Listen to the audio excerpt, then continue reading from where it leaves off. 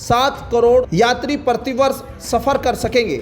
यह परियोजना 2050 तक पूरी होगी। एयरपोर्ट न सिर्फ पश्चिम यूपी की कनेक्टिविटी बढ़ाएगा बल्कि इसे बड़ा आर्थिक केंद्र भी बनाएगा।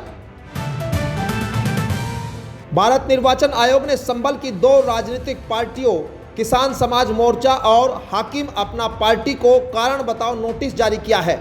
आरोप है कि दोनों दलों ने 2019 से 2025 तक किसी भी चुनाव में हिस्सा नहीं लिया।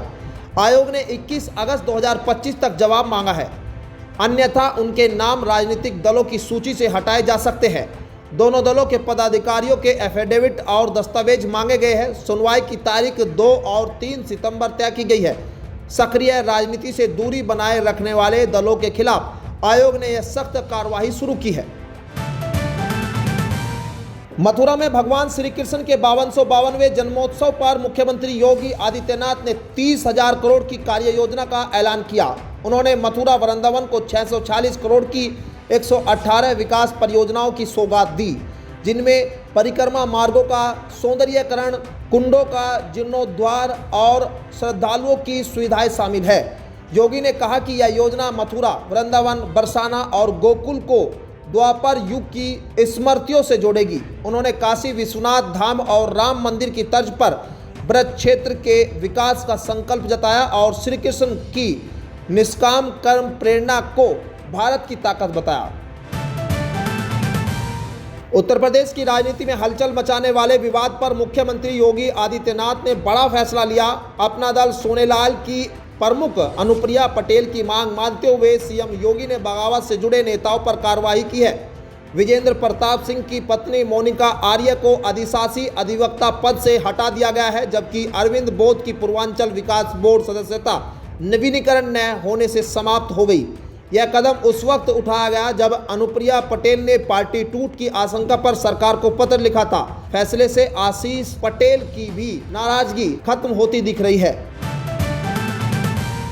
उत्तर प्रदेश विधानसभा चुनाव 2027 की तैयारी में बीजेपी अभी से जुट गई है। पार्टी जीत की हैट्रिक लगाने के लिए इंटरनल सर्वे करा रही है, जिससे विधायकों को प्रदर्शन के आधार पर 3 श्रेणियों में बांटा जाएगा। लोकप्रिय और मजबूत विधायकों को दोबारा मौका मिलेगा। औसत प्रदर्शन वालों पर संशय रहेगा, जबकि कमजोर विधायकों के टिकट कट सकते हैं। बीजेपी प्रदेश अध्यक्ष भूपेंद्र चौधरी ने कहा कि कार्यकर्ताओं से राय शुमारी कर पैनल केंद्र को भेजा जाएगा और अंतिम निर्णय केंद्रीय चुनाव समिति करेगी। पार्टी इस बार टिकट वितरण में किसी तरह की गलती दोहराना नहीं चाहती है। सपा अध्यक्ष अखिलेश यादव ने पीएम मोदी के जीएसटी रिफॉर्म के ऐलान पर प्रतिक्रिया देते हुए सरकार को प्रैक्टिकल और पॉजिटिव अप्रोच अपनाने की सलाह दी। उन्होंने कहा कि व्यापारियों को कागजी कार्रवाई का डर न दिखाया जाए और राज्यों को उनके योगदान व जरूरत के हिसाब से राजस्व न्याय मिले। अखिलेश ने एक्स पर पोस्ट कर कहा कि जीएसटी का सबसे बड़ा सुधार यही होगा कि यह सरल और न्याय संगत बने। वहीं पीएम मोदी ने 15 अगस्त को लाल किले से नेक्स्ट जनरेशन जीएसटी रिफॉर्म का ऐलान किया था, जिसे दिवाली पर लागू करने की बात कही।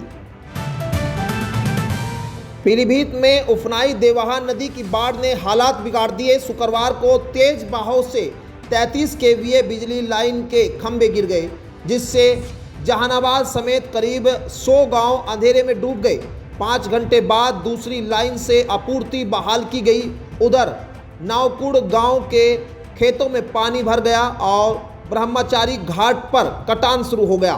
पहाड़ों पर बारिश के बाद नदी में 51,000 क्यूसेक पानी छोड़े जाने से जलस्तर तेजी से बढ़ा। हालांकि देर रात यह घटकर 22,000 क्यूसेक पर आ गया। प्रशासन ने बचाव कार्य शुरू कर दिए हैं।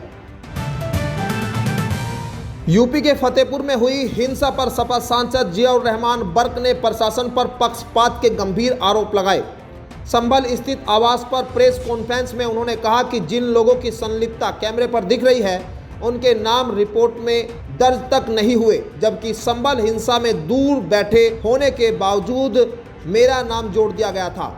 बर्क ने कहा कि धर्म के नाम पर समाज को बांटने और माहौल बिगाड़ने वालों पर कार्रवाई टाली जा रही है। उन्होंने निष्पक्ष कानूनी कार्रवाई की मांग करते हुए कहा कि दोहरे मापदंड लोकतंत्र के लिए खतरनाक है। उत्तर प्रदेश में मौसम विभाग ने अगले कुछ दिनों के लिए भारी बारिश का अलर्ट जारी किया है। ताजा अपडेट के अनुसार 16 से 22 अगस्त तक पश्चिम यूपी के मेरठ, शामली, मुजफ्फरनगर, आगरा, अलीगढ़, मुरादाबाद और बरेली जिलों में भारी बारिश के आसार है। वहीं पूर्वी यूपी के वाराणसी, जौनपुर, गाजीपुर, गोरखपुर, देवरिया, आजमगढ़, बलिया, मऊ, कुशीनगर और संत कबीर नगर में 21 से 22 अगस्त को भारी बारिश की संभावना जताई गई है। मौसम विभाग ने किसानों और आम जनता को सतर्क रहने की सलाह दी है ताकि जनजीवन और फसलों पर असर कम हो। तो ये थी आज की 15 फटाफट खबरें। अगर आपको वीडियो पसंद आया तो वीडियो को लाइक, शेयर व कमेंट जरूर करें। धन्यवाद।